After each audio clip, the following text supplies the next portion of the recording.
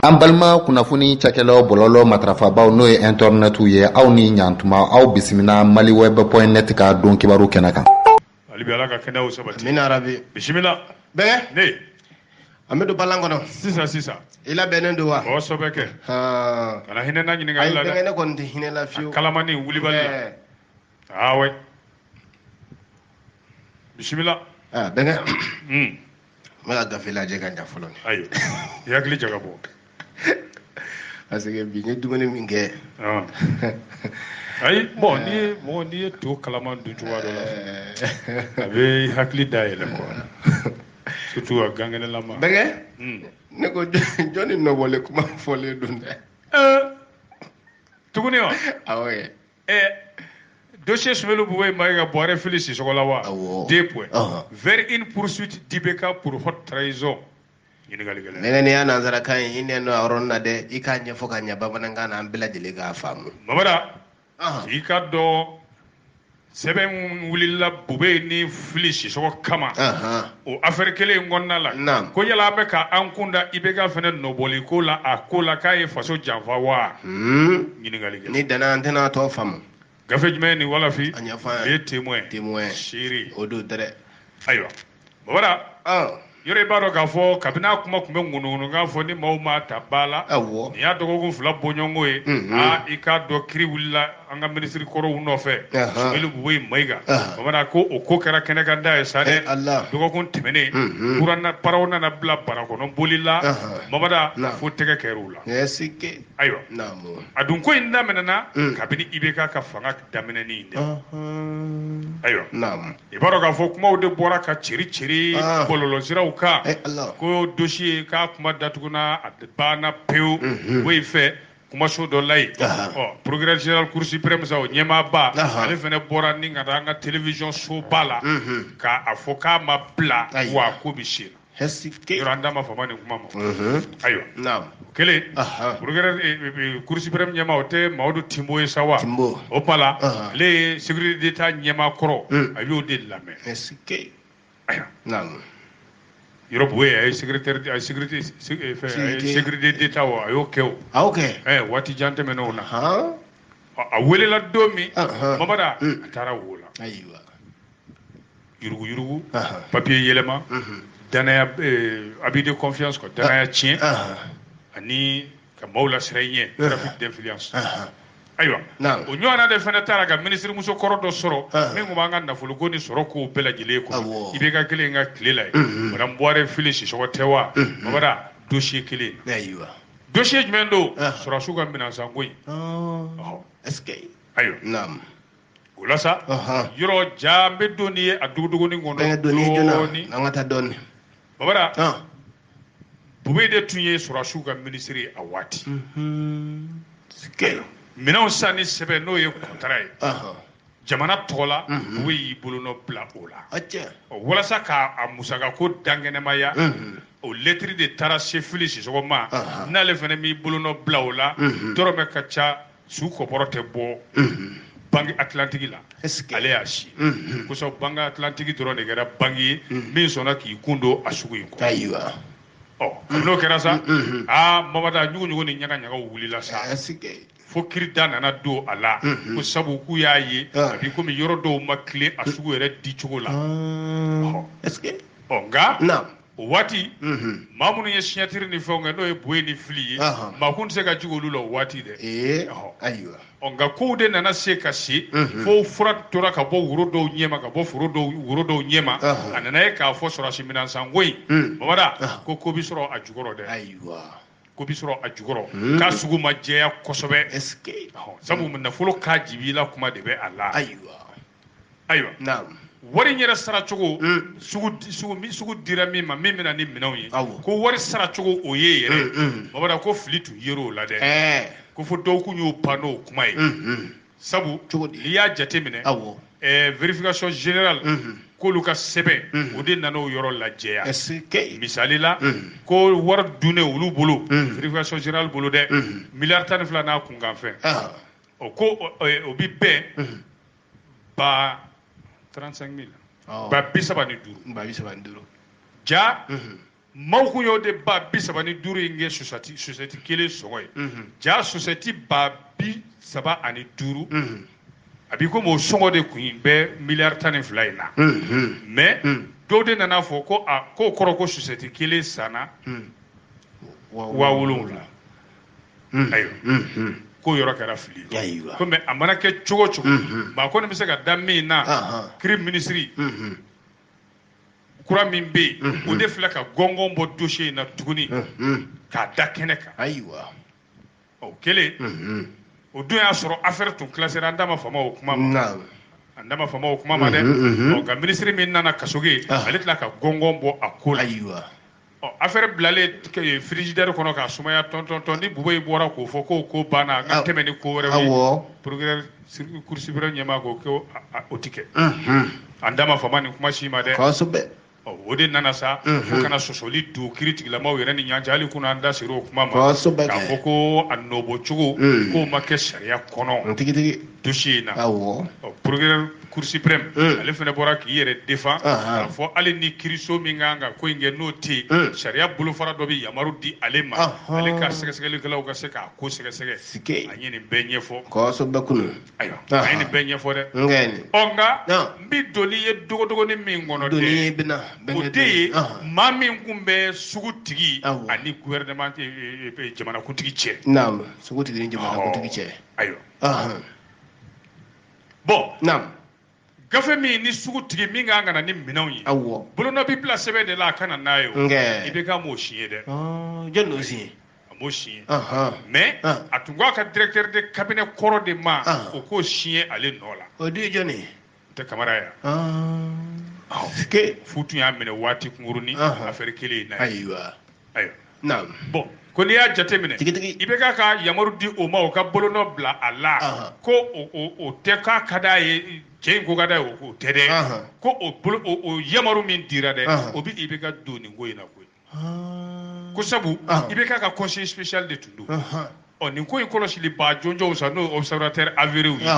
olu y'a jira k'a fɔ ko n'o kɛra ladiliba in yɛrɛ bi a ka jɔyɔrɔ fa ni ka tila ka jamanakuntigi jɔyɔrɔ fa n'i y'o fila fara ɲɔgɔn kan charge de conseiller la présidence ani minɛn dibaga ale kɛra minɛn dibaa ye a kɛra siɲɛbaa ye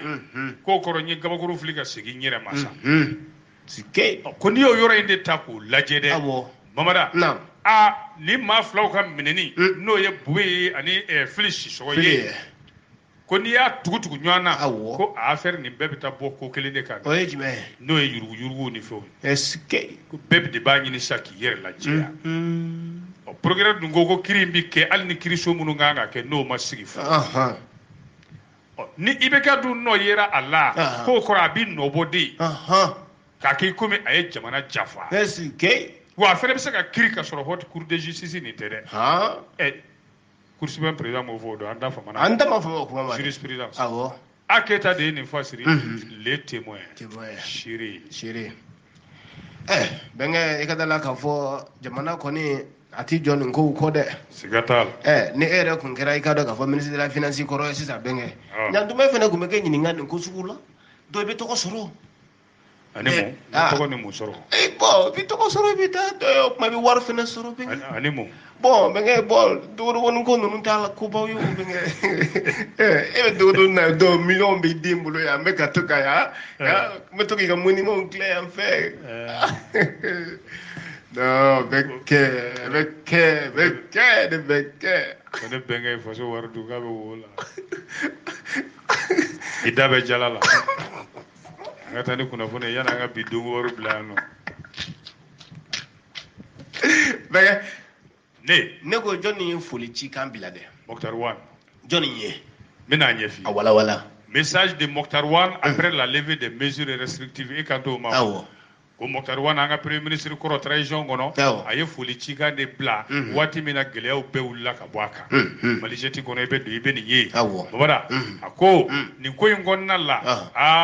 Mamada k'ale ye a dɔn k'a fɔ wulikajɔw kɛra ale kanubaw fɛ a b'a ka foli di CEDEAO jamana ɲɛmaaw bɛɛ ma n'o président yɛrɛ an bɛ don min na i ko bi Ghana président Nana Addo Akufo gorogado ikorogado de k'a bɛ folikan di commission union africaine ɲɛmaa ma ani jɛkuluba fɛn fɛn bɛ diɲɛna mini na o ɲɛmaw a b'u bɛɛ fo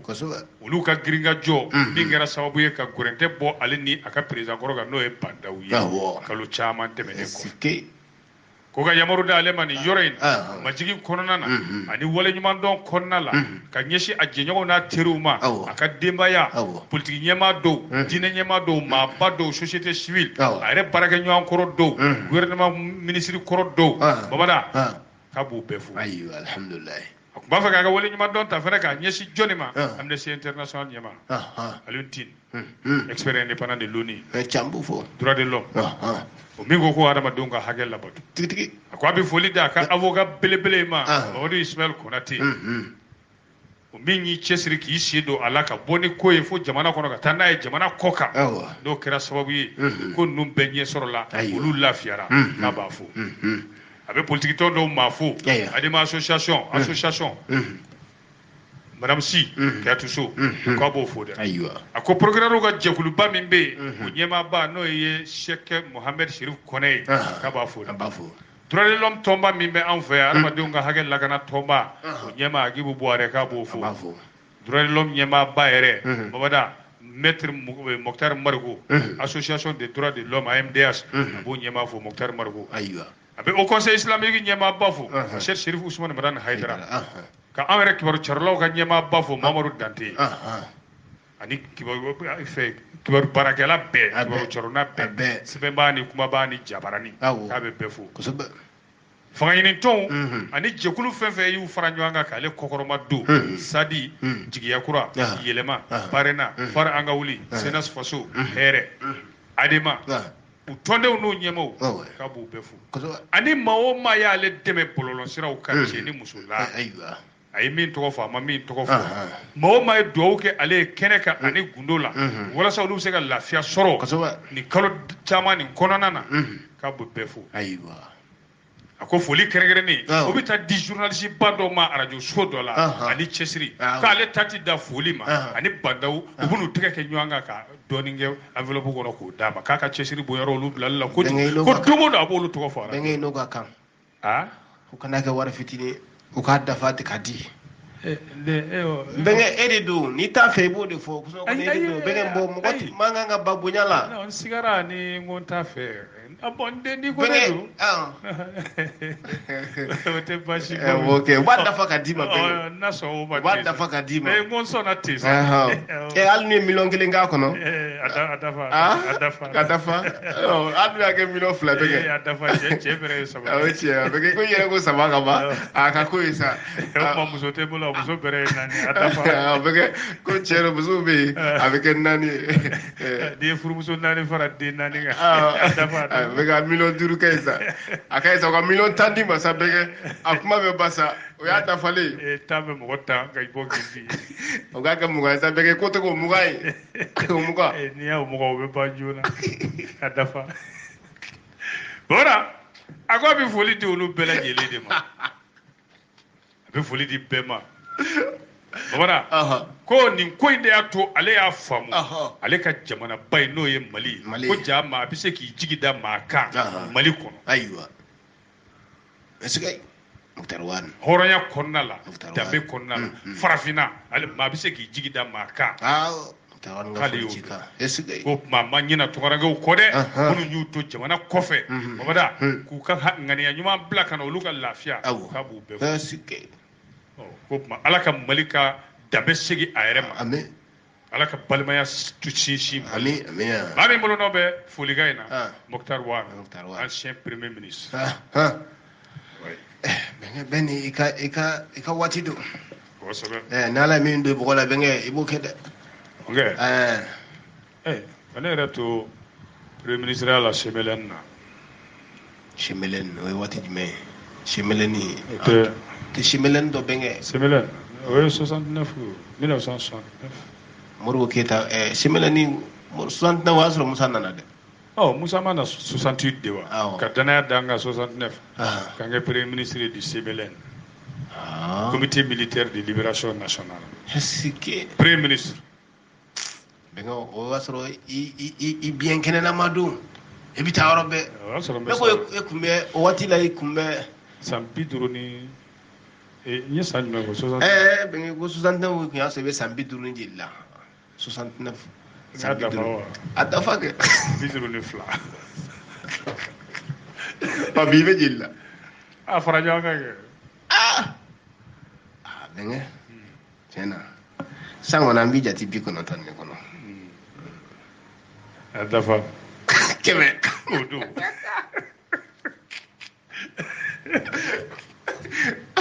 okay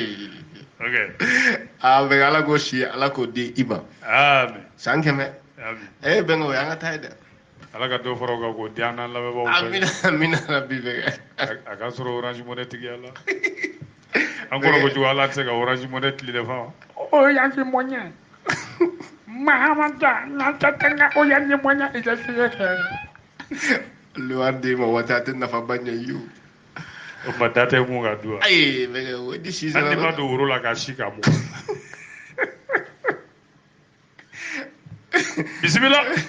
bɛnkɛ ne ko jɔn b'a fɛ ka tasuma wuli jamana la dɛ o de ɲininkali in kɛ n bɛ yan dɛ ko après la cour constitutionnelle la cour suprême va-t-elle mettre le feu à la république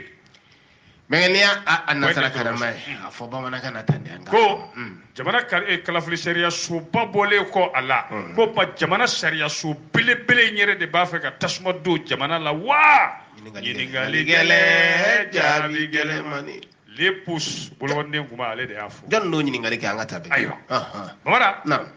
jaabi min b'o la an bɛ n'o de di tigitigi i n'a fɔ sɛbɛn y'a fɔ cogo min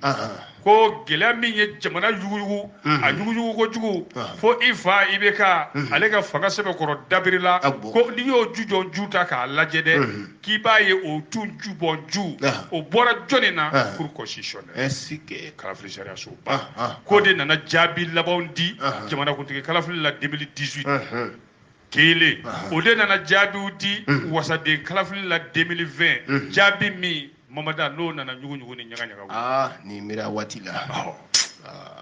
ayiwa o la sa Guarda tɔn belebele dɔ nana i kunbɔ M5 RFP olu nana bolokɔni cɛjugu ɲɛsin kalafili sariya soba la n'a ɲɛmaaya tun bɛ jɔnni bolo a waati cour constitutionnelle tun bɛ min bolo t'a dɔn muso don Manasa Daɲɔgɔn muso an da ma fɔ ma kuma mɔ k'a ye sariya ferekete yɛlɛma ko labanna min na bɛɛ b'o la bamada jamana tun bɛ ɲini ka ci fanga yugura fa bɛɛ fɛ bɔlɔn minɛ na ka jamana wuli k'a ba wuli sɔrɔsiw nana kun cɛ ni coup d'état ye cour constitutionnelle y'o ayiwa ko n'a fɔra cour suprême fana filɛ ka na ko dɔ daminɛ nin ye ka minɛninw daminɛ mamada minnu t'a ka fanga yɛrɛ kɔnɔna na k'o bɛ sɔn ka jamana in da kɛnɛ kan mamada o kana na kɛ ko ye k'an bila ka taa yɔrɔ la ni Ala subahana wa taala tɛ maa t'a dɔn an bɛ taa yɔrɔ min ko yala sɛbɛn fasiriba ye ɲininkali kɛ ko maa bɛ se ka sariya sigi ni sariya sɔsɔ ye wa ɲininkali gɛlɛn ko sariya de bɛ sariya wuli ko nka sariya tɛ se ka sigi ni sariya sɔsɔ ye o tɛ se ka kɛ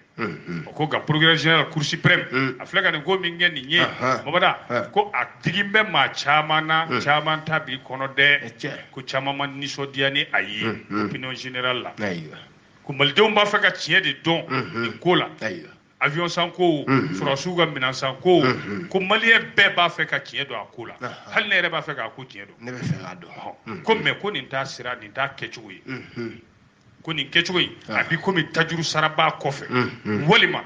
ka politiki kɛnɛ k'a ko k'a jɛ ka bila maaw ɲɛ yanni kalafili cɛ k'o de kasa bɛ nin taabolo in fɛ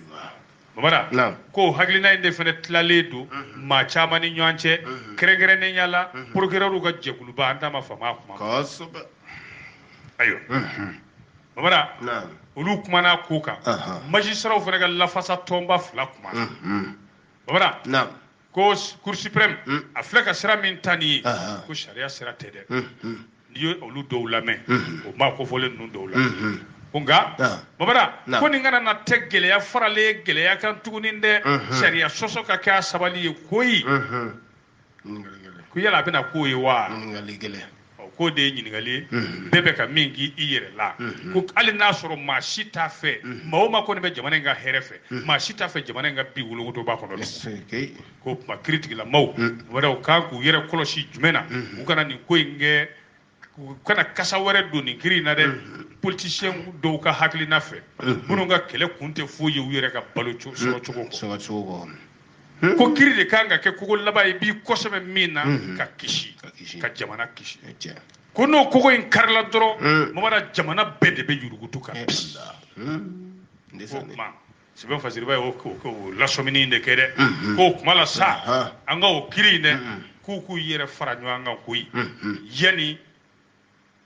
kabini bi tubabukan na que cette justice se ressaisisse alors qu'il est temps ko kiiri in i fara ɲɔgɔn kan k'i hakiliw kɛ ɲɔgɔn kan kabini bi dɛ an yɛrɛ kɔrɔkɛba y'a fasiri Elhaji Cɛmɔgɔ Tarawele le pousse kosɛbɛ Sikaso ka den don ayiwa mɛ an bɛ taa ɲɛfɛ ayiwa mɛ ne ko premier ministre ye premier ministre ni jɔn kuma na dɛ Sogɛli ko kala Mayiga ok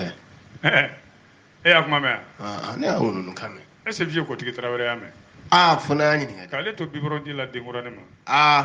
ale tɛ bɔ nin kalama dɛ hali jumɛn sɔrɔ a fana ma ale fana bɛ biberon di la denkuranin Bamada naam rencontre d'échange entre la classe politique et le premier ministre et Kamo Dema. Une coalition de partis politiques contre toute action de nature à faire des ouvertures pour une prolongation de la transition.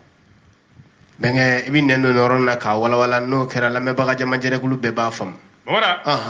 Politique tonyema chama badi. Olu de ni premier ministre Sogɛli Kogala sigira ka kuma. U ye min fɔ i b'a dɔn k'a kana sira si ta sira min bɛ taa ni fanga furancɛ fanga kuntamala jɛnyali ye dɛ ayiwa gafe jumɛn y'a wolofi les républicains jamanaden parti politique ani association mouvement camanba den yɔrɔ olu farala ɲɔgɔn kan ka kɛ jɛkuluba ye jɛkulu min tɔgɔ ko parti regroupement politique du cadre d'échange pour une transition réussie au Mali olu de n'u ye Sogɛli ɲɔgɔn sigi ka ɲɔgɔn kuma ɲɔgɔnya o tigalo tile 28 bɔra ka kuma belebele in de fɔ k'olu kɔni sigi bɛ waati min fɔra ko fanga bɛ kuncɛ ka bɛn o ma a ka bɛn o ma n'o ye transition ye o parti politique n'a ka ca 60 ye dɛ u kɔni y'a yira olu haminen don u b'u ka hami n'u ka jɔrɔ yira Mamada ka yira k'a fɔ olu pɛrɛlen don ka fɛn bɛɛ lamɛn fo fɛn kelen transition kuntamala jɛnyali awɔ ne nin faamu ayiwa naam ko gouvernement kɔni Mamada u k'u ka baara bɛɛ kɛ ka fɛn bɛɛ bɛn a don o dun ni o bɛ bɛn a don ma o kɔrɔ ko kalafiliw a premier tour bɛ bɛn le 27 jamanakuntigi kalafili ayiwa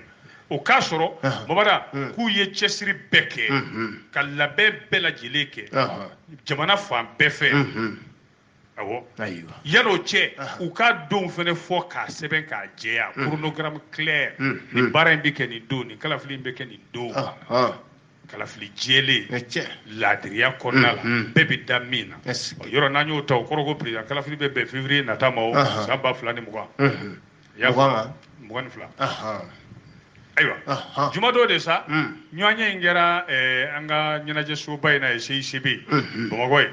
premier ministre docteur Sogɛli Kogala Mayiga o tuma a ye politique tɔn camanba den de wele k'u kana hakiliw falen falen ale ka baara dabolo kan n'o ye programme action gouvernementale k'u kana u ka kuma o kan ayiwa Bamada parce que Sogɛli a t'a fɛ maa si k'a fɔ ko ale b'i sen don nin ko in na ko bɛɛ si b'i dɔn a la ni premier ministre ka ɲɔgɔn kunbɛn de la sa kumaw kɔni senna fo k'u dun fɛn min ye yɛlɛma minnu kan ka kɛ politique sira fɛ jamana jɔsen siraw fɛ ministre minnu b'olu la olu bɛɛ tun bɛ kɛnɛ kan ye walasa bɛnkan belebele ka sɔrɔ fanga furancɛ fanga in bɛ se ka taa ka ɲa cogoya min na sira ɲuman kan fo ka taa kalafiliw kɛ k'a bɛn a don ma parti politique ko olu hakili kɔni ye o de ye walasa transition ɲuman ka kɛ nka n'i ye parti politique ninnu ka déclaration u ka kumakanw lamɛn i b'a ye k'a fɔ a ɲɔgɔnna jɛre Mamada a ma k'u sago ye dɛ ayi cogo di u k'u sigi bɛ ni min ye o ma taa f'u ye dɛ awɔ o dun jumɛn de fɔr'u ye ko olu kɛra i b'a fɔ k'u taara sigi k'o bannen de kunna c'est-à-dire anya a banka ba sa to e ka fo yi ka dantigale ku ye aywa eche babara na a ɲɔna jɛrɛ ngoni ngere ko mi ladala u bi ɲɔna jɛrɛ kɛ cogo min basigi kɔnɔna la kuma ka aketi ko mais sey sebe kɔnɔ nin do a kɛrɛ ko mi meeting di i ko mi jamana bɔ kɛnɛ ba kan awo bɛɛ bi pere ka fan fɛ o kɛra sababu ye Sogɛl Kokala Mayiga a n'a nɔ ka maaw k'olu kɔni u y'a ɲini politique tɔnw fɛ olu dun ka ca salle kɔnɔ ye ayiwa an ka yetaw ka kɛ kelen ye walasa an ka taa ni fanga farancɛ fanga ye awɔ ayiwa ali Sogɛl n'a nɔgɔmaw m'o fɔ u y'u banba kan dɛ k'a fɔ ko fo foroba kuma ka sigi de assise nationale Mali mulu bɔ kura ko fo foroba kuma ka sigi wa décision min don a t'i yɛlɛma dɛ sariya jɛkulu kelen de bi ta organe unique ka kalafili bɛɛ labɛn est-ce que Sogɛl y'i banba o kan ayiwa parti minnu tun bɛ olu banba jumɛn kan sa naamu olu ko di k'olu ti don o da fɛ naamu ko sabu maliden cɛ ni muso dɔw tɛna bɛn ni o ye tɛ jɛ ni olu se tɛna don o la parti regroupement politique du cadre d'échange pour une transition réussie au Mali k'u bɛ hakilina jigin kɛ olu kun y'a fɔ kɛnɛkan jaraki la k'olu jɔrɔna ko ye jumɛn ye olu ye o sɛbɛn kɛ u jɔrɔna ko bɛɛ kɛ sɛbɛn dɔ kɔnɔ memorandum kabini 24 août kalo 24 tɛmɛnen k'o di ɲɛmaaw ma transition ɲɛma o kumakan ninnu o y'olu kumakan di ko premier ministre yɛrɛ b'o kalama Mamadu a kuma ganna se sebe kɔnɔ ne yɛrɛ wɔsira kosɛbɛ a bɛ wɔsi kun bɔ n wɔsira e kun bɛ yen wa don jumɛn a yɛrɛ kɛra don jumɛn e kun tɛ non le 24 le 24 tɛmɛnen yan ayi non le 27 le 27 tɛmɛnen yan awɔ e kun bɛ yan o le 27 a ye dɔkibaru kɛ o la kɛ o kun ye don jumɛn kunun kun tɛ le 30 wa awɔ bon a ka ɲi sa n kun tɛ yen an kana maaw ka journal sumaya t'a to n ka taa ni perdien minnu ninnu ko nin réunion sugu musaka de bɛ wari d'aw ma surtout n'i tɛ bɔ Bamakɔ a kɛra sɛgɛn i bolo dɛ Bamakɔkaw ka wari i kun bɛ yen n'e bɔra yɔrɔ wɛrɛ ka na réunion sugu la e ta ka ca ni Bamakɔ ta parce que toi tu n'es pas de Bamakɔ o ye tiɲɛ Sikaso Bamakɔ passé o bɛ fara i ta kan o 2000 bɛ di ne ma o bɛ fara ne ta kan aller retour kɔni a n'a hôtel sɔngɔ ni dumuni o nin ye tiɲɛ ne bɛ Bakari kun bɛ yen i sɛgɛnna i wɔsira a se wɔsi Ala ka bɛɛ kisi denjugu ma walahi politicien ko olu kɔni tulo bɛ fɛn bɛɛ mɛn sa ko fo fanga in kuntagala jɛnyali awɔ k'u bɛ jɔnni kɛ seere premier ministre ni jamana ɲɛmaaw yɛrɛ dɛ ils sont tenus responsables de tout glissement n'u y'o kɛ c'est à dire terrain tɛ mana kɛ ka taa bolo wɛrɛ kan u n'o don dɛ o parti regroupement politique ninnu sa u kɔni y'a yira k'a fɔ olu jɔrɔna k'o ba de ye o ye hali o foroba kumasigi min fɛlen filɛ ka Mali mulu kura bɔ o labɛn cogo n'o don a n'o kuntagala jɛnya k'o bɛɛ bɛ k'olu jɔrɔ ayiwa k'an bɛ don min na ko bi olu bolo gouvernement kan ka ca kunda jumɛn kan minnu ye ko fɔlɔ kɛrɛnkɛrɛnnenya la ka giringajɔ bɛɛ kɛ walasa lakana ka sabati jamanadenw n'u bolofɛnw ka kisi Mali dugukolo fan bɛɛ kan o tuma u ka tila ka gafe bɔ min b'a yira k'a fɔ baara min bɛ kɛ don min ka bɛn don min ma walasa kalafilibaw ka se ka kɛ laadiriya la jɛlenya la bɛɛ bɛ da min na bɛɛ bɛ sɔn min ma jamanakuntigi kalafili ni wasaden kalafili yɔrɔ o tako fɔlɔ o bolodalen don février kalo tile 27 san 2022 donc u ka déclaration na o de kɛra u ka kuma belebele ye Agibu Sogodogo ale ka fasiri n bɛ taa n ka so jɔ fɔlɔ n kɔnɔ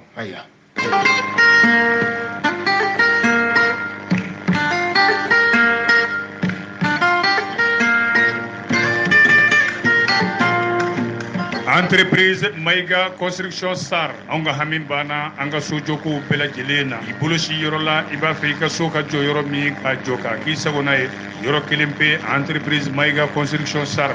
an balima minnu bɛ tunga fɛ y'a mɛn n ye n ka wari bila ka na k'u ka so jɔ n ye u ye wari dun i m'a di sojɔ la laadiri ma k'i ka so jɔ laadiriya la k'a ban fɛn min ye siyɔrɔsow ye fɛn min ye satojɔw ye fɛn min de ye kɔlɔnsenw ye ka sirabaw dilan ni ka dagabana misiriw jɔ i faso kɔnɔ yɔrɔ kelen pe entreprise Mayiga construction SAR a ɲɛmaaba n'o de ye Abdulayi Mahamani Mayiga ye a jabala filɛ nin ye Kalabankura 30 mètres la nɛgɛjuru sira 76 15 49 35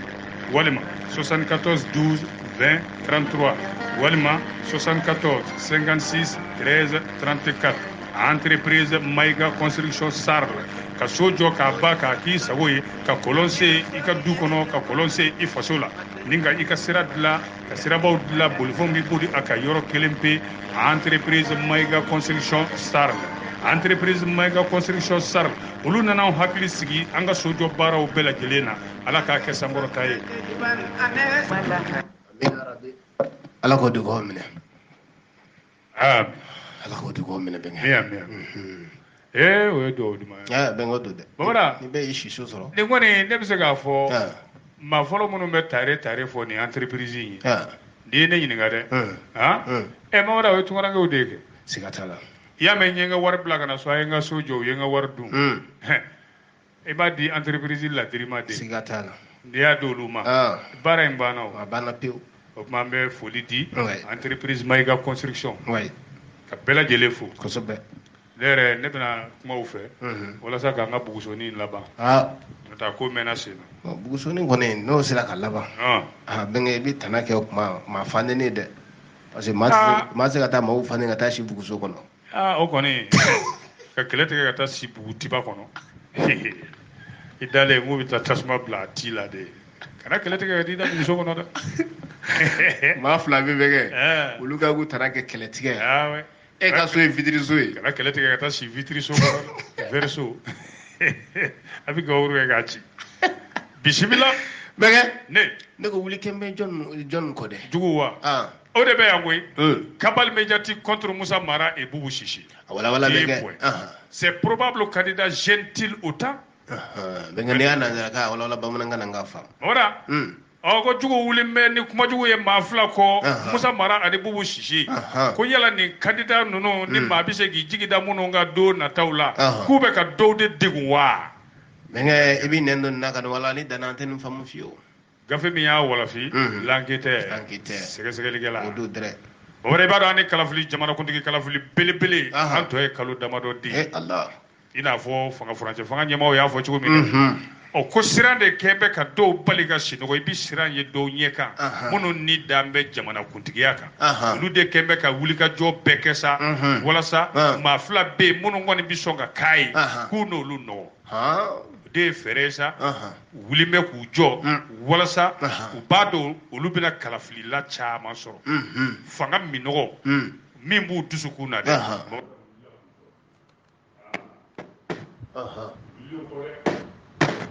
ayiwa o kɛlen i b'a dɔn damadɔnin dɔrɔn bube ka minɛli fɔli kɔfɛ kunnafoniw commencera ka cari ten k'u bɛ sɔn ka Boubou Chichi fana minɛ koyi u bɛ sɔn ka n'o ye IBK ka premier ministre ye u bɛ sɔn ka Moussa Mara minɛ koyi parti yɛlɛma Moussa kɔni ale fana tun ye premier ministre ye k'o kumaw ye fan bɛɛ minɛ ayiwa o maa ninnu sa minnu bɛ nin kuma ninnu fɔli kɔfɛ minnu nin kuma in bɛ sɔn ka bɔ maa minnu da ka ɲɛsin nin cɛ fila ma Bamada ko Boubou Chichi ni Moussa Mara u bɛ k'u jɔ kan kɛ o de ye k'olu fana sen bɛ nafolo yurugu in na avion sanko ni sɔrɔsi minɛnko la ko miliyari caman ko n'o dun kɛra nin ye waati de ye o tigilama ninnu bolo sa u b'a dɔn nin cɛ fila kɔni bɛ kɛ candidat ye u siran b'olu ɲɛ o tɛ sa wa kalafili nata la ko n'o tɛ maa bɛ se ka nin juguya in ɲɔgɔnna ɲɛfɔ cogo di Bamara ko nin tɛ sira ni jatigɛ de ko fɔ o maa ninnu ye u ka kan kɔnɔ ye wa minnu u t'a fɛ ka nin cɛ fila ye fanga ɲinini ko la n'u sinaw don sinamaw don cɛ kelenw don sɛbɛn fasiri b'a kɔ a kɔni mana kɛ cogo cogo ko kow bɛ ka jɛya kɛnɛ kan dɔɔni dɔɔni dɛ ko sabu u ka nin kuma ninnu laseli kɛnɛ kan bɔlɔlɔsiraw fɛ Bamara ko ŋaniya min dogolen bɛ a kɔfɛ i b'a dɔn ka nin cɛ fila ka ko ban pewu ko sabu olu kɛn bɛ gwara de ye u ɲɛ obstacle olu ni jamanakuntigiya sɔrɔli ɲɛ o maa ninnu fɛ sa u bolo fɛɛrɛ bɛɛ kɔni bɛn ne don walasa olu bɛ se ka kuluba sɔrɔ cogo min fanga yɛrɛ bolo sa Bamada ko hali n'a sɔrɔ sa an kan ka olu bon n b'a fɔ tubabukan na walasa bɛɛ ka interpréter ka cogo et pour le pouvoir même s'il fallait commettre les péchés d'Israël pour y accéder ils le feront sans hésiter un seul instant fanga yɛrɛ bolo Bamada péché d'Israël o kɔni péché d'Israël dɔw b'a kɛ mɔgɔ faga ye quoi ou bien c'est-à-dire jurumu bɛɛ la kɔdan quoi bani Israël jurumu tɛ min kan ko hali ni olu kan k'o kɛ dɛ walasa ka fanga in sɔrɔ Mamadu k'u b'a kɛ hali u tɛ yiran waati ni kelen i kabako e b'o maaw la Bashir Ben Haidara ale ka fasiri don ne ka fanga kuma bon ne ka shitumu ko de ka bon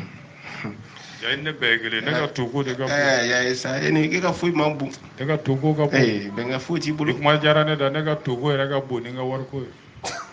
ya mɛ i ka to sɔrɔ ka dun ko wari de b'a sɔrɔ donc ni to diyara i bɛ wari ɲini bɛnkɛ sabali sa o si tɛ to bɛnkɛ sabali i sabali bɛnkɛ sabali i bɛ nasɔngɔ bɔ bɛnkɛ sobri sabali bisimila an ka taa dɔnkili bari ayiwa bɛnkɛ ne ko kabako jumɛn de kɛra u ye muso fila minɛ ka u don kaso bonba la muso fila u ye muso fila don kaso bonba la bɛnkɛ o yɛrɛ kabako ye bɛnkɛ o ye koba ya e b'o don kun dɔ kaso non bɛnkɛ dogun b'o la bɛnkɛ mɔgɔ yɛrɛ man ka muso minɛ ka don kaso la ça je vous dis bɛnkɛ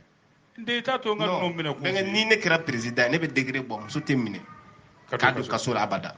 munna den hakɛ to n ka ninnu minɛ kun non bɛnkɛ ne ma ko to yen minɛnkun la a mana kɛ minɛnkun minɛnkun ye c'est à dire muso yɛrɛ de man ka don kaso la bɛnkɛ sabali sa n den t'i bolo dɛ ne yɛrɛ taara mɔgɔ minnu bɛ nin fɛn sugu ninnu bɔ ka muso don kaso la muso tɛ nin na a tɛ bugɔ fɛn minnu tɛ kojugu kɛ n den dun ka to bon bɛnkɛ n'i kɔni bɛ se k'a ɲɛfɔ ten dɔrɔn ten n'o tɛ ne kɔni a lamɛnbagaw a t'a fɔ den ye mɛlɛkɛ ye k'a ka to n ka ninnu minɛ kun fɔ a ye non bɛnkɛ ne mako foyi tɛ nin minɛnkun na o yɛrɛ de man ka don kaso la mais n'i ko i b'a fɔ i bɛ se k'a fɔ ten dɔrɔn parce que i ye mɔgɔkɔrɔba ye n tɛna se k'i bali ka kuma fɔli la quoi i ka liberté d'expression b'i bolo quoi min ka di ta i b'o de fɔ quoi bɛnkɛ i yɛrɛ ye dusu bɛɛ de kasi ka n sɔnja quoi muso mana fɛn kɛ a b'a ka don kaso non bɛnkɛ non ayisa ayiwa n tɛ o yɔrɔnin tulonkɛ la quoi bɛnkɛ an tɛ Seydou Traoré kan seere SDNT kɔni mais a yɛrɛ b'a kalama Seydou yɛrɛ b'a kalama muso man ka don kaso la an k'ale k'an seere e m'a fɔ ten wa awɔ ok e kan tɛ attentat au bon mœurs ma wa awɔ deux femmes lesbiennes transportent leur querelle devant la justice et sont mises aux arrêts ne bɔra kuma la deux femmes lesbiennes ne bɔra kuma la kuma tɔ b'i bolo bɛnkɛ tubabukan fɔcogo ka ca de bɛnkɛ e k'a fɔ bamanankan na sa nɔgɔ t'o min na pour que i k'a faamu kosɛbɛ awɔ Seydou k'a faamu wa bɛɛ k'a faamu bɛnkɛ ale min ye seere awɔ bɛɛ k'a faamu ko muso kɔrɔjigɛni fila c'est à dire muso fila an lamɛnbagaw hakɛ to dɛ minnu bɛ kafoɲɔgɔnya kɛ ni ɲɔgɔn ye olu de filɛ k'u ka kɛlɛ ta ka taa kiri la kiri tigilamaaw y'u fila bɛɛ minɛ k'u don kaso la bɛnkɛ u kan k'u fa de o ne m'a dɔn n'a ɲɔgɔnna kuma si de don ala ka yafa ma maaw ka yafa ma Alahu Akbar a bɛ yafa ma e ma ko muso ayi non nin ko sugu fana tɛ sa bɛnkɛ nin ko sugu tɛ bɛnkɛ non lutiya luti muso fila non bɛnkɛ astafurulayi u k'u fa ni mun ye u ma u fa nin fɛn fɛ sariya kɔni k'u fa ye dɔrɔn ayiwa non kiri bɛ seere bolo Musa Seydou kiri b'ale bolo voilà nin kɛra koba de ye koyi ale k'o kɛra cogo di ne n'a ɲɛ f'i ye o i n'a fɔ gafe aujourd'hui y'a fasiri cogo min bamanan ko nin waati laban in na tiɲɛ don dɛ de journal kɔnɔna mais journal ye min fɔ ko nin waati laban in na Mamada danbe tiɲɛ ani juguya k'o bɛ ka bonya sugu sɔrɔ an ka jamana kɔnɔ yan a bonya kojugu a wara kojugu kiriri Mamada f'a kɛra a bɛ ɲini ka dugu ci o seereya ye jumɛn ye nin kabako in min kɛra commissariat la 16e arrondissement kɛlɛ de donna ni lutimuso fila ni ɲɔgɔn cɛ f'u a ye u lase kaso la don ma u fila bɛɛ ko sabu u ye jamana danbe tiɲɛ an ye kuma in sama ka bɔ polisiw ka sɛgɛsɛgɛli yɔrɔ la fɔlɔ utikalo tile 5 tɛmɛnen an b'u tɔgɔ fɔ dɛ kojugu tɛ bɔ dugu la gansan Mariam ale ye kundilanna den a sigiyɔrɔ bɛnnen bɛ Buguba ma ale de taara nisɔngoya sɛbɛn don commissariat la 16e arrondissement jɔnni juguya la Batu o fana ye muso ye Mamada ja lutiya b'a n'o de cɛ kelen ye cɛ ye kelen ye muso ye u fila bɛ muso ayiwa ka d'a kan ko k'ale ka photo dɔw bɛ Mariam bolo u kɛlɛla mariam ko ko o photo n'o vidéo k'ale n'o bila bɔlɔlɔsira bɛɛ kan sa langolo 12 ye ko ntumu kulukutu k'ale n'o bila bɔlɔlɔsira bɛɛ kan sa ko n'o kɔni ko a b'ale janfa ka tugu cɛ kɔ k'ale b'o lebu a k'a kɔrɔbɔ ayiwa batu de taara o plainte don ayiwa a sɔrɔla mun fɛ sa u y'u se ɲɔgɔn ma bɛnkɛ ka nin ɲɛfɔ ten araba dɔ fɛ kalo tile 4 mamada mankan in wulila u ni ɲɔgɔn cɛ f'u ye ɲɔgɔn taraba so u muso fila ka d'a kan u ka sɛgɛsɛgɛli yɔrɔ la polisi la ye min ye plainte don n'o ye mariam ye ale bɛ se ka kɛ cɛ fɛ a bɛ se ka kɛ muso fɛ o t'ale tɔɔrɔ ani cɛ don ani muso don a bɛɛ ka kan ale nka don in sa mamada u ye ɲɔgɔn dɔ baara bon dɔ de kɔnɔ commune 1 na ye i bɛ to ka taa yɔrɔ min ta mamada commune 1 bɛ fan jumɛn fɛ Sikaso yan Bamakɔ kɛ ne ma deli ka se Bamakɔ ma deli ka se bon karata Bamankɛ na don Musa Kulubali an taara kunbɛn min ne ko ale ye jɔn ye dɛ an taara ka sokura dayɛlɛ Kayi de wa voilà u ye ɲɔgɔn dɔ ye sa fo nana kɛ nterini wara ka t'o laban lutiya la nterini nka mariam kɔni ale ni muso bɛ se ka bɔ ani cɛ bɛ se ka bɔ ale bi an ye kunnafoni sɔrɔ bonda min fɛ dɛ don la su fɛ mariam ni batu de sigilen bɛ bar dɔ kɔnɔ jelibugu la ye sa u bɛ ka fiɲɛ dumani in ta ye mariam ka telefoni sonnera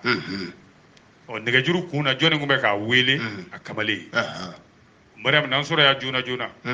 waati fitinin o kɔfɛ mariam kun b'a fɛ ka wuli ka batu in de to yen sa ka taa kamalen in nɔfɛ an bɛbagaw ka hakɛ to dɛ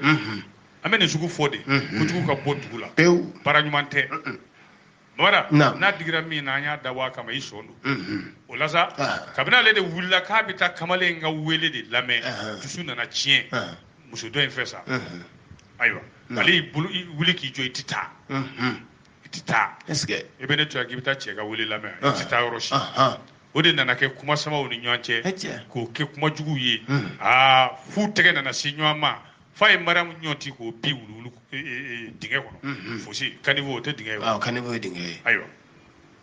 o la sa ale fana y'o min kɛ a ko bon n y'a faamu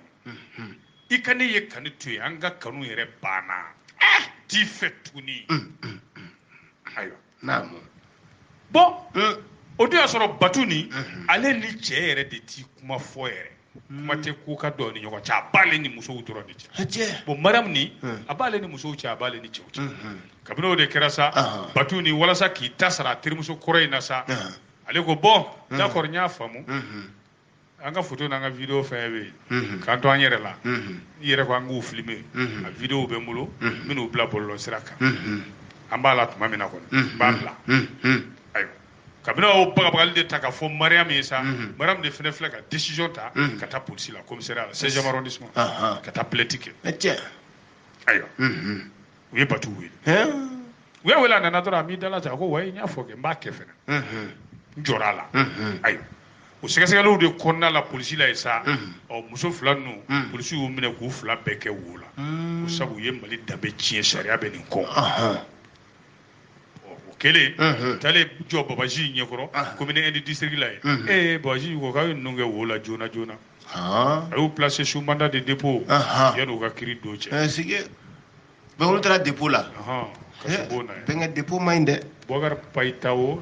dépôt ma o tɛ Orange Money dépôt ye dɛ yafa ma magare jeli la i t'i kuma cogo dɔn ni kuma cogo dɔn ni dépôt ma kɛ an bɛ balo cogo di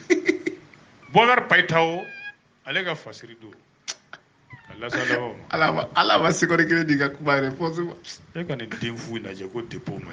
ni dépôt ma Orange b'a fɔ ko dépôt ye retrait wa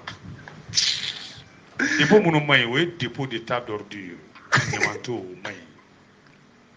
ani sous mandat de dépôt de mandat de dépôt dépôt ninnu ma ɲi mais dépôt ka ɲi ka Orange Money dépôt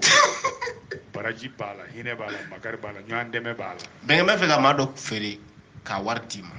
Samake Sénégal n'a bɛ bɛn i ma Yakuba Samake a tɛ san o a tɛ san a tɛ duman fɔ quoi parce que a tɛ duman dun Samake sama sen ka misɛnnin sama bolo ka misɛnnin sama sen kan baw banna bɛnkɛ ne ko hakili ma se ka kɛlɛ jumɛn ban dɛ ko fa y'a juguya de ngo n'i ye hakili kɛ ka kɛlɛ caman lajɛ a b'a nɔgɔya tuma dɔ la a b'a ban nka n'i ye hakili kɛ ka nin kɛlɛ in lajɛ dɛ a b'a tɔ juguya ka taa fɛ de nin kabako kuma i da dɛ bɛnkɛ a ɲɛfɔ an ye o ye kɛlɛ min i b'a dɔn musoko kɛlɛ mɔgɔ tuma n'i y'ale ta ni hakili a bɛ dɔ fara a juguya kan cogo di bɛnkɛ un miɛnsɛn rancunier ye misiri wilila min bɛ ko mara a kɔnɔ bɛ ko mara a sɔni kɔnɔ o b'a dɔn o ka kuma de don i b'a dɔn k'a fɔ ale terikɛ o fana ye karamɔgɔba de ye kabini u bɛ sigiɲɔgɔnya la fo kana ɲɔgɔn dɔn o b'a k'a kɛ teriyaba ye fo k'u kɛ ɲɔgɔn kun dɔ fɔ ɲɔgɔn ye an tor'o la misiri wilila in de filɛ k'a terikɛ karamɔgɔkɛ in bila ale ye muso dɔ ye k'a kɛ o sira taama ale ye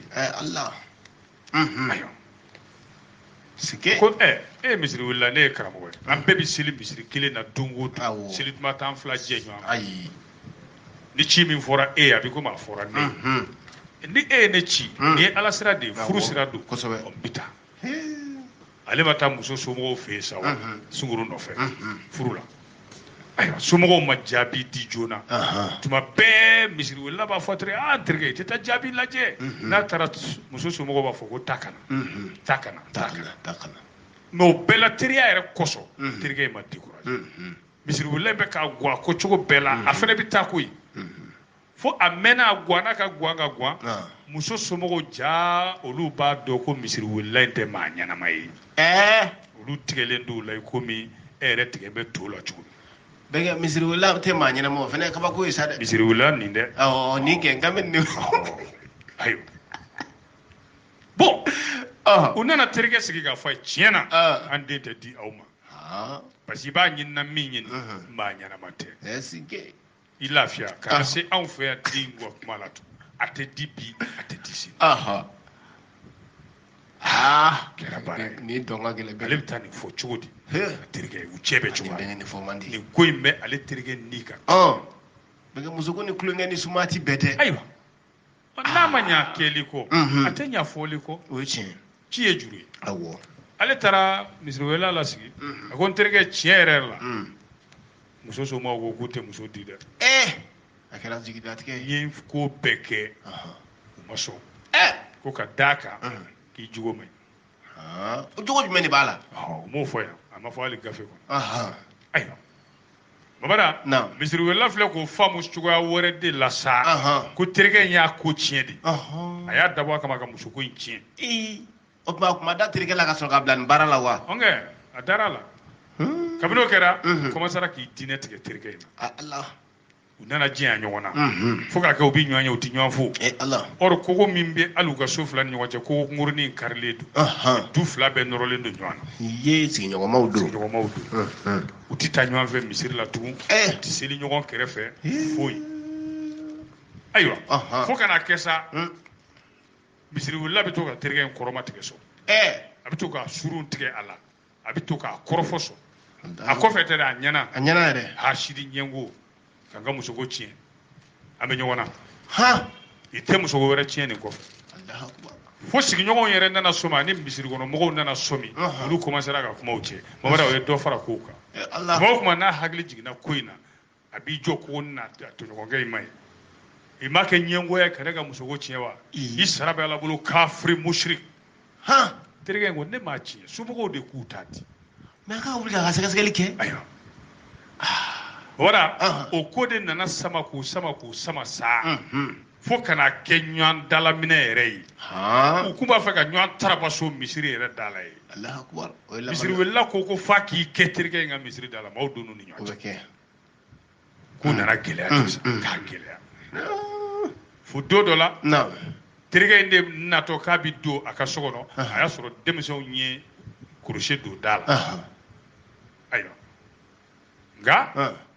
misiri welila ka da o kun yɛlɛnnen don komi n y'a f'i ye cogo min kogoni min b'u ka du fila ɲɔgɔn ye karilen yɛrɛ don ale ko k'a na don misiri welila ka so ka jigin kogo fɛ dɔrɔn a yɛrɛ ka du kɛnɛ ayiwa misiri welila de y'a dotɔ ye ale ka du kɛnɛ na ka bɔ k'a kunbɛn i bɛ mun ɲini ka so kirikirikiri o yɛrɛ k'a taraba so terikɛ in ma bɔ ka bin wa yan'o ka wuli misiri wala fila ka don so kɔnɔ tigɛ muru ta o y'a sɔrɔ muru b'a foroko kɔnɔ kana muru kɛ ka terikɛ in bugɔ k'i to la ka muru fosi k'a turutura la puru wuli k'a fɛ o ye gendarme wele o bɛ kɛ ayiwa n'o minɛ ka taa n'u ye sɛgɛsɛgɛli kun fɔlɔ la a jɔra bɛɛ la mais a jɔlen kiiri tigilamaw de ɲɛkɔrɔ sisan saa a ye se k'a b'i dala cɛ a ko terikɛ in de y'i kɛ ale kan i y'a faamu mais a y'a sɔrɔ seereya ni dalilu minnu bɛ kiiri tigilamaw bolo ale t'o kalamaw olu bɔra n'o dalilu de k'i y'a dabɔ a kama de ka don so kɔnɔ ka taa muru ta n'o tɛ munna i m'a kɛ jurukisɛ ye i y'a dabɔ a kama ko an bɛ min fana f'i ye muru tun b'a foroko kɔnɔ de i y'o de kɛ k'a bugɔ fɔlɔ a bɛ k'i deli i sɔrɔla ka muru bɔ a foroko kɔnɔ a wulitɔ i y'a bugɔ ni muru n'a forokola ye k'a bin i sɔrɔla ka muru bɔ a foroko kɔnɔ k'a sɔgɔ kelen an b'a f'i ye i y'a dabɔ a kama mun na parce que i y'a sɔgɔ yɔrɔ minnu na i y'a sɔgɔ a disi la n'a kan o bɛɛ ye mɔgɔ faga yɔrɔw de an b'a fɔ k'i y'a dabɔ a kama ka maa faga kabini o kɛra a yɛrɛ y'a ye tiɲɛ de ye tiɲɛ ye tiɲɛ don ale y'a dabɔ a kama bon a ka avocat yɛrɛ tun b'a fɛ ka a défense ta k'a kɛ komi terikɛ in de tun b'a fɛ k'ale faga mais ale sera k'o fa o tɛ légitime défense ye sa ni min fa i bɛ n fa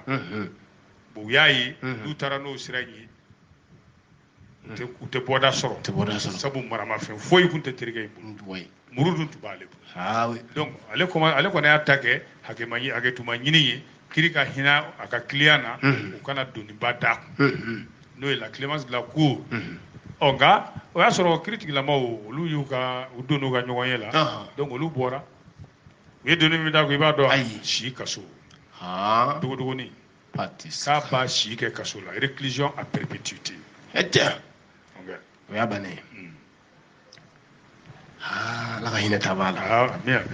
a ma muso sɔrɔ a cira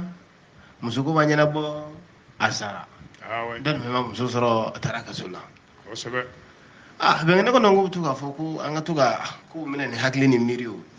o tɛ kɛla muso ko la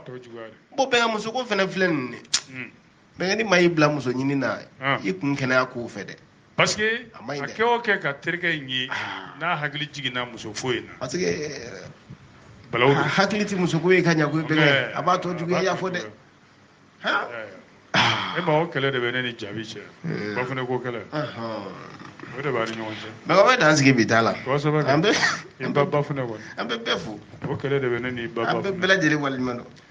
bamanan an b'a fɔ ko bɛ bi ta dan yan ni ala ka jɛ ni ala sɔnna sini nɛgɛ ɲɛ 17 n'o tana gosira dɔrɔn an tɛ ɲɔgɔn ye nin kɛnɛ in kan inshallah hakɛtu b'o la sallallahu alaihi wasallam aw maa minnu sigira ka don kibaru kɛnɛ lamɛn radio Ural FM kunkan fɛ bi aw tulo garisɛgɛ kɛra min ye o kɛra nin ye mali kɔnɔ a n'a kɔ kan an n'a fɔ ko ka an na aw bɛɛ donna nataw la radio Ural FM kunkan fɛ hakɛto b'o la sallallahu alaihi wasallam aw tulo garisɛgɛ kɛra kunnafoni la kumaba minnu ye maliweb.net sanfɛla la o de ye nin ye ni ala ma an ka jɔnya jɔn an na a kan an bɛɛ kunnafoni wɛrɛw kɛnɛ kan